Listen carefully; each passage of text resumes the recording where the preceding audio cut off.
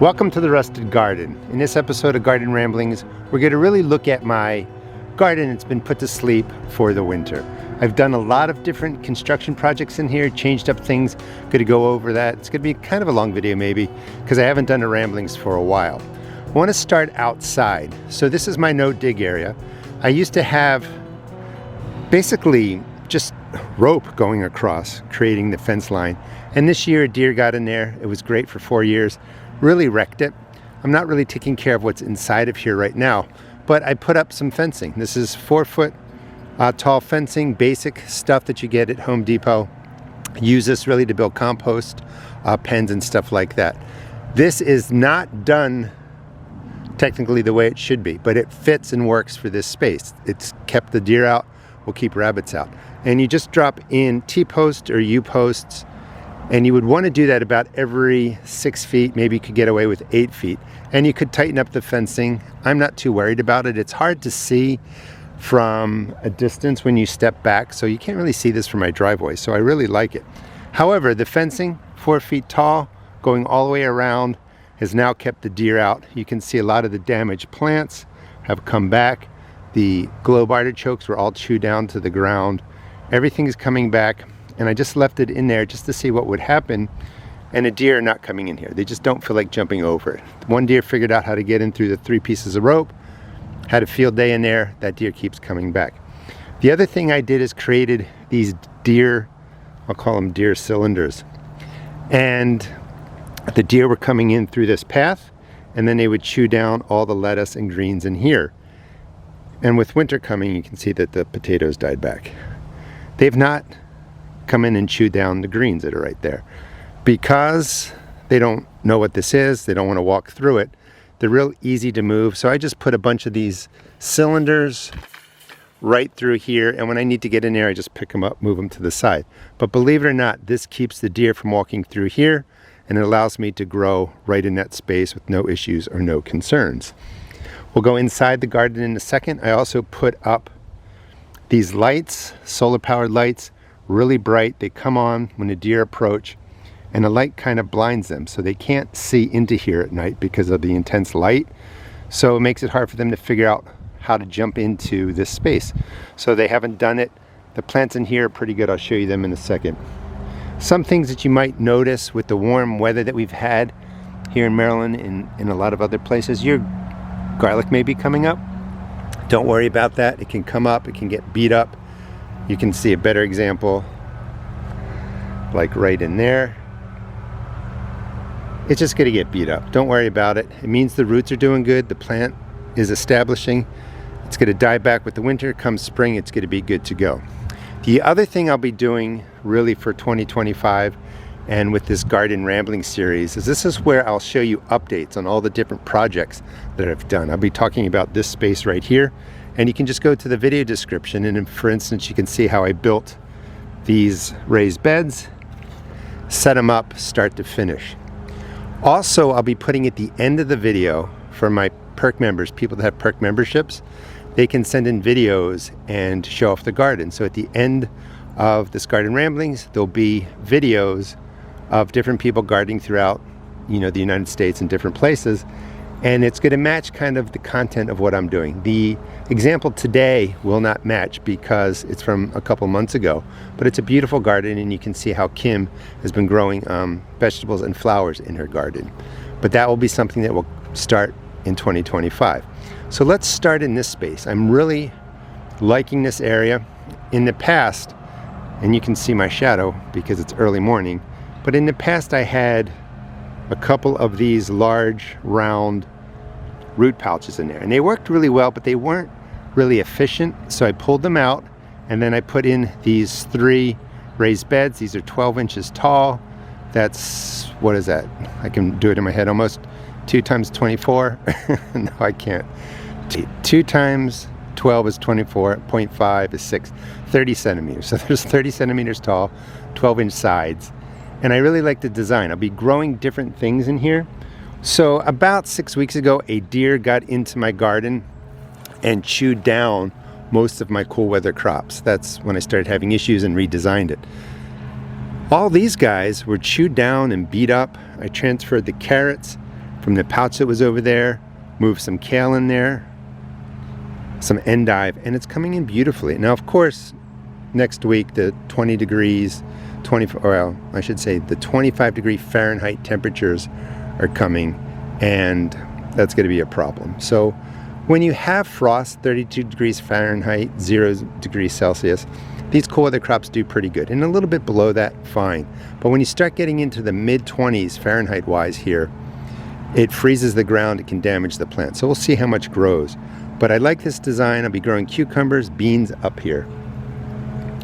And then you can see some of the other plants. These are all rescue plants. They were all chewed down by deer, and I just moved them into the root pouches. I sell all those at my seed shop, and they're coming back nicely. This space was totally devastated. The beets were all chewed down, and I just kind of stuck with it. They're coming back. You know, unfortunately, the intense cold, so to speak, is coming. It'll be a problem. These all look pretty good. Those are potatoes that I found. 2 of the cabbages survived, and they're beautiful. Nice and solid, so I'll be picking those soon. You can see how the carrots got chewed down. They're coming back. We'll see what happens. Also notice that I have mulch down in just about every place I'm not growing. They've all been winterized. I've done lots of videos on that. And it's basically mulch, some alfalfa, maybe in some cases I put down some organic granular fertilizer. That's just to put the beds to sleep, give the worms something to chew on, keep the soil moist. It'll be a little bit warmer there. Everything will break down. The beds rest. They relax, they get back into shape, and come spring, be ready to plant. I had 2 of the green stalk towers right here. I moved them, spaced them out a little bit differently. I like the changes with that too.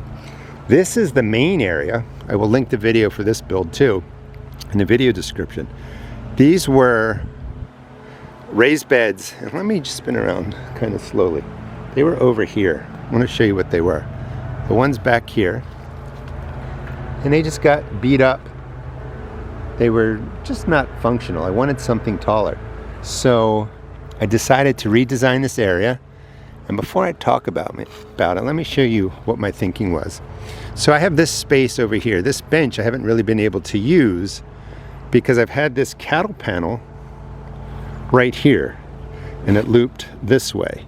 And I had stuff growing in there. So I want to be able to come and sit down. This is why I originally designed this space, so that I can sit here on the bench, have a nice clear view of the garden, which I really like. But the cattle panel was right here, beans were right here, and it just wrecked the view. So now it's wide open. Love the redesign. I'll be able to grow different things in here. And I also had right in that space that big 8-foot trellis, which was blocking the view of my house and things over that way. And I think part of the importance of a garden is not only growing food, but to enjoy it. You know, it's good for your mental health to walk around, see what's going on. And, you know, I don't mind my garden. It's kind of cluttered, but it all has a purpose. And I've taken and moved some of the things that just weren't adding to the flow and the beauty of the garden. And this is the trellis that was right there. So now the entranceway is more like I envisioned. 12-inch sides, 30 centimeters. Moved. These were radish boxes that I was growing in a different part of the garden. If I remember, I'll show you where they were. Well, not radish garden, but radish. Did I say that? Radish boxes. I always grow radishes right in here. So you can grow cool weather crops right into something this size. Like the setup. These were all chewed down. They're all coming back. Debating if I'm going to cover these. I'm going away for Thanksgiving, so the freeze is really coming in Friday night, so I may not have time to do that. This is the main area where I'm growing things. This design I will link in the video description also.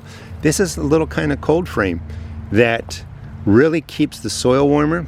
Cool weather growing is really about having the right warmth of the soil, not so much the ambient or surrounding temperatures. But once that ground gets too cold, you know, let's see. And these are French breakfast radishes. I mean, perfect. So the polycarbonate keeps the heat down. I could put a cardboard cap right here, which I will do before I leave. These will stay protected, and I can grow longer into the season. But look at that, you know, beautiful radish. So we walk through the space that used to have the big trellis right here, the giant trellis of wood over here. And I just like how it's nice and open now. That has a better place. I'll be growing, I'm not sure what I'll be actually growing up there. But now when you look around, I just like it better. You're not hit with the big trellis right here. You're not hit with the rainbow cattle panel going right here. I just really like the flow. Also moved all of my cold frames. Well, I moved one of the cold frames. You'll see the other one over to here. This gets the maximum sun. So this gets all the winter sun, just the way my garden is set up, which is what I want. I want the heat to get in there. I'm gonna be growing lots of perennial plants now. You can see a little bit of the yarrow is coming up now. I'm not necessarily growing food in there. I'll be doing some growing lettuces in pots. I'll be doing a video on that. But mostly to grow, it's kind of like winter sowing, but I'm using the cold frame and I'm just potting up and seeding perennial flowers, perennial herbs. This is the inexpensive cold frame you can build for like 15 bucks. I've also put that video in the video description, and it works the same way as the one I just showed you. This one was like 250 bucks. This one costs $15 to make, and I'm doing the same thing inside of there. Coming around, you know, just taking a look. Things look pretty good. Just built this. We'll throw that in the video description too. So part of Garden Ramblings, if you want to subscribe and follow me, is I'll show you updates on all the previous videos. When I do planting videos, building videos, I'll show you how I'm using the different stuff. So, okay, let me just step back. So this is the area that got most of the work, and I really like it now. Very, very happy with it. And part of what you can do in the winter, early spring, is a lot of your construction. Deer came in, chewed all that down, chewed these guys down, but look at this. Beautiful cauliflower. However, with the 25-degree Fahrenheit temperatures coming, the leaves will survive, but this is going to freeze and it's going to be damaged. So I have to make a decision if I want to try and protect it or if I want to harvest it now when it's really small. That probably would have been nice and large if it wasn't for the deer coming in. Some more radishes. You can see more of the damage over here. I mean, they just chewed everything down. And here is a cauliflower that is browned out, and that got damaged from the frost. For whatever reason, that one died or got beat up. One back there looks pretty good. I just left the broccoli in. I'm really, you know, hoping something comes, and it started forming. You know, I was just off by probably 2 weeks. I need to get them in sooner, 2 weeks sooner. Here in Maryland now, I can grow pretty easily till mid-November. And also the deer chewing it down kind of beat it up. But I'm taking notes. I'll start my broccoli, cauliflower earlier, get it into the garden. This space has all been pretty much cleared out. Again, put to rest, layers of mulch, leaves, etc. I don't recommend putting shredded hardwood down for the fall, for the winter. You want to put leaves down and grass, hay, straw, stuff that's going to decompose or can be incorporated into the soil come spring, depending on what you're growing. More beds, put to sleep, put to sleep, put to sleep. You get the idea. Let's go over to here. I've cleaned this area up. I'm going to be growing my ginger in these spaces. So I've started just getting the beds prepped. Haven't gotten the mulch down, the leaves down. That is alfalfa right down there. There's my fig tree. I'm trying to decide what to do that. I think I'm going to wrap it in clear greenhouse plastic to try and keep it warmer and keep all the growth above alive. If that survives, I will get figs. But the problem with this fig tree, as I've been saying, is it grows figs on second-year wood. So it dies to the ground, grows all this great growth. Winter comes, kills it back, and it's just never produced figs. But we'll see how that goes. Here's the alfalfa. Highly recommend. It's like $22 a bag, 40 pounds, and you can use it as an organic granular fertilizer. The other thing I did is I had blackberries growing in there, growing in the center here. I opened up this space more. You know, we'll move that out of the way so that I can walk through there. Got rid of the blackberries. Had blackberries in this bed. Pulled them all out, and I potted them up. So they will establish, they're not going to produce next year, but they will establish, and I can put those into other areas. As of just about Thanksgiving, happy Thanksgiving everybody. The garden looks good. I am satisfied with my goals. It's like 95% put to rest. I think it looks pretty good. Strawberries, I get a lot of questions. What do I do with them in the winter? Nothing.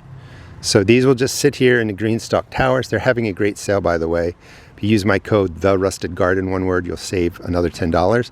But everything at greenstalkgarden.com is on sale, 25% off for Black Friday. So you can get everything is on sale. So you can save 25% and use my discount, TheRustedGarden, or use the link in the video description. You can save some money. Let me just show you, since I'm doing a pitch, I am affiliated with them, so I do get a percentage of the sales. But this is all cool weather crops. They look really good. Oh, the blackberries are in the way. You can grow. That's a little 2 feet by 2 feet footprint, 60 by 60 centimeters. Not a big footprint, and you can grow 1, 2, 3, 4, 5 tiers of leafy greens. It really does well for leafy greens, strawberries. The blueberries, the fruit trees are finally losing their leaves. After that cold spell coming this week of, mid 20 degree Fahrenheit temperatures, I'm going to be pruning back some of my blueberries and the trees and just getting them more into shape. I don't really know how to prune well, but I can prune for shape and basic airflow, so I'll be doing that. That's where my ginger was, right in there. Ginger doesn't like, FYI, being in full sun and it just being beat by the sun. So originally, the blueberries would cast some shade. They did pretty well. I want my ginger roots, rhizomes, to get larger. They need a little bit more light, so I'm moving them to that location I was talking about. I'm gonna come out. All these jalapenos are still good. Like, we just had a great growing season. A little damaged by the frost, but there's a lot of good ones on there I need to get to. Just did a video on this. That will, of course, I think you're getting the theme. I'll throw that into the video description if you want to see more about it. But this is a bed that I turned with a shovel. Perfectly okay to do that. I go over the reasons why. It's just a lot of clay soil. For, years 2 and 3, I need to amend this, get it set up. If I want to go to some sort of lasagna or no dig style, I can go to that once my garden beds are set up. If you're growing in like pure sand or rock or clay, don't fear when you see people say, oh, you can't turn your garden, you're wrecking everything. That's not true. A little bit, but not true. The garden will recover. You have to amend bad garden soils early on so that you can grow better. And then once they're established, you can make decisions on how you want to grow. Just cleaned out this space. This is my sunken cold frame. So early in spring, when the frost is still around, I can bring out my pepper plants, I can bring out different things, drop them down here. And because this is sunken into the ground, it stays really warm in there. The frost doesn't get to them, and I can get plants growing much sooner. I usually put them in, I don't know, like, let's just say 1/2 gallon, 1 gallon containers. They get nice big root systems, they grow in there, and then when I put them out into my garden in May, when the soil is warmer, they take off and I get plants a lot sooner. Right in here is where those row boxes were. And I always, every year, grow radishes in there. So I had 3 of them, but I wanted to open up the workbench so that I could, do some work on it. It just had all these boxes on there, and they weren't, the space wasn't utilized well. So I cleared it out and moved those boxes around. Those trees have to come out. They've all rooted through the pot into the ground, but those trees are going to get moved. All right, let's walk out here, show you some stuff that I'm doing in the greenhouse, and then we'll finish up. And again, at the end of the video, it's going to be Kim's garden, and I think you'll like it. Part of the idea is to show all of you how people are growing food differently in the gardens. Take some of my ideas, take some of their ideas, take ideas from other people.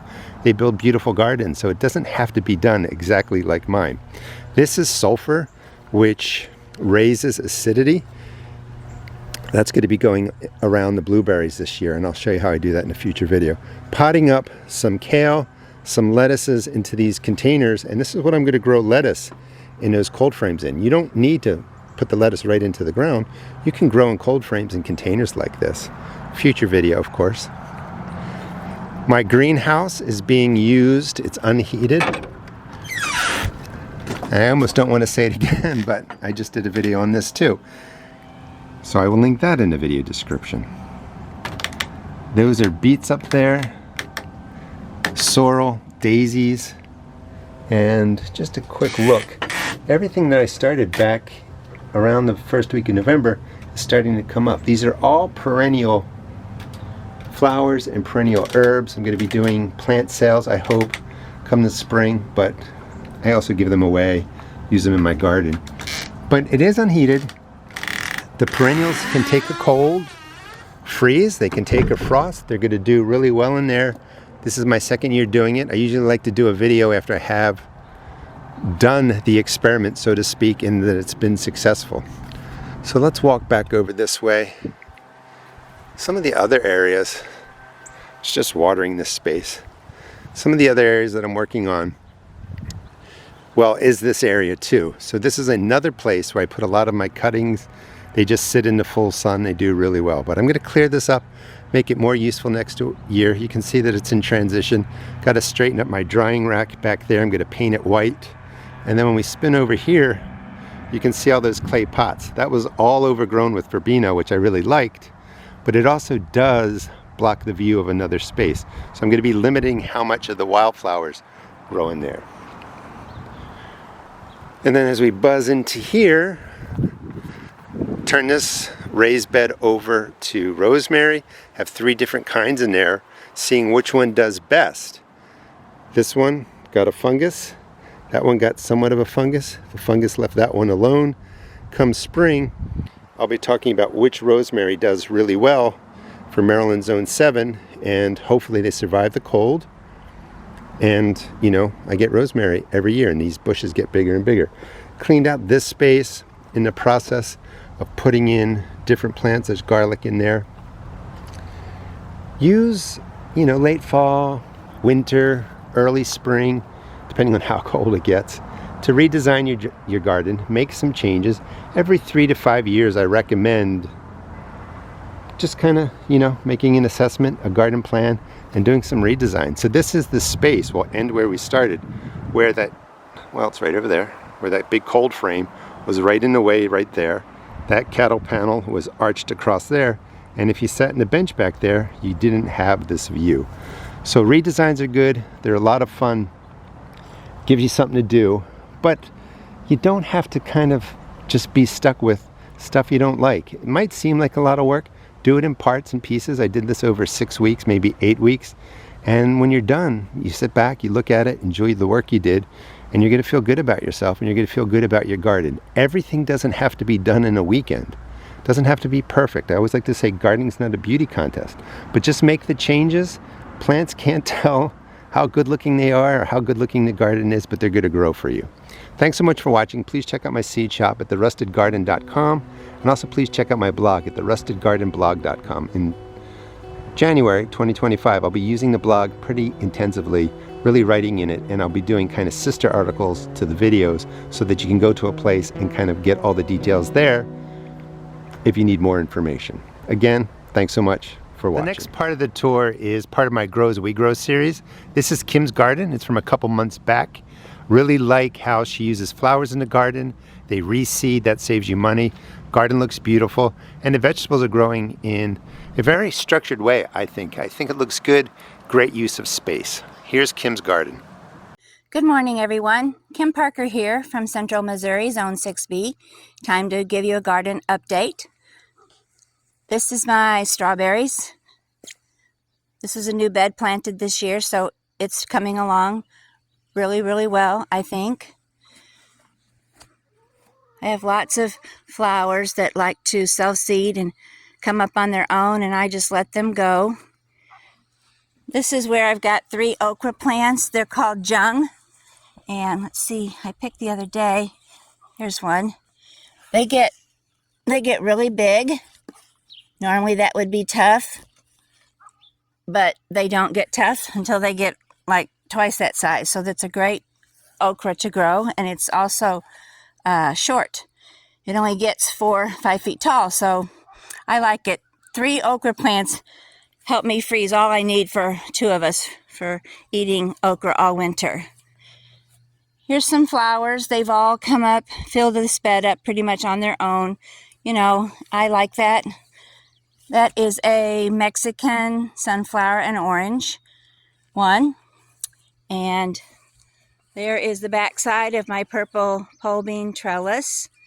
They're doing really well. I'm picking quite a few of them. This is the south end of my garden. Some self-seeded coleuses. This is my big tank of flowers. This is where I grew my onions, right here in front. They did great. I just threw down a whole bunch of leftover zinnia seeds that I had picked last year and threw in a bucket, and I tossed them out there and they're coming up. This is my yellow Mexican sunflower, and they are really pretty. I enjoy having them. Oh, that's my ground cherry fail. That was supposed to be a ground cherry, turned out to be an Amish paste, so we'll try that again next year and see if we can do any better. This is still first planting cucumbers, and they're doing awesome. Bush variety does vine quite a bit, some of them don't.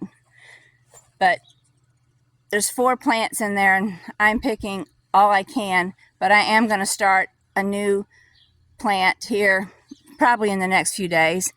This is the celery. It's ready to harvest. I think it looks pretty good. I like to save my own seeds. I have alyssum out there in the middle, and those are leftover potatoes that were left in the ground by accident last year. So I'm just letting them finish their time, and then we'll dig them up and they will do great. There is a second planting of potatoes. I grew cabbage in that, and then I switched over. I had leftover potatoes, leeks, and another big batch of potatoes. They were planted, I think, end of May, if I'm not mistaken. This is all my compost area.